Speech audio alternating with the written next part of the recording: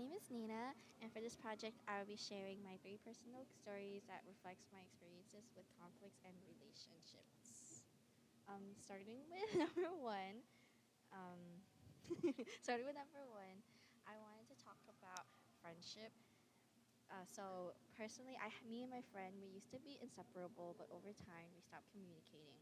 There was never like a huge fight, it's just a lot of unspoken tension.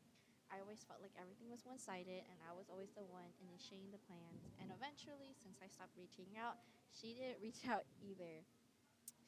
So this is a human need. This is an example of affection.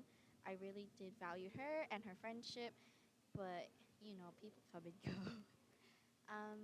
For the second one, it would be talking about, talking about control.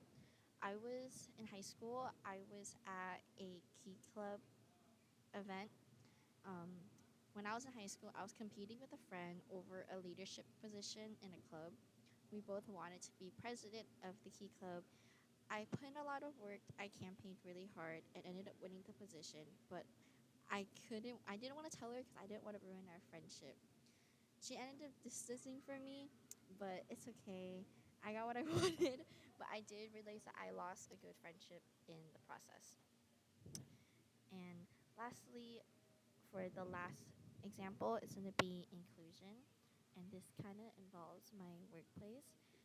There was a time when I avoided bringing up an issue with a coworker at one of my older jobs. We worked at the same shift. She would always disappear on me during rushes and leaving me to handle everything. I was frustrated and really exhausted, but I didn't say anything because I didn't want to come off as difficult or hard to work with or even to start drama. I just thought maybe it was a one time thing or maybe like everyone has their days, but it just kept happening.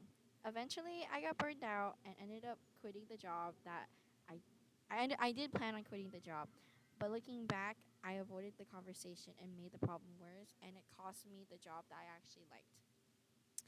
And that was my example of inclusion. Um, thank you for watching.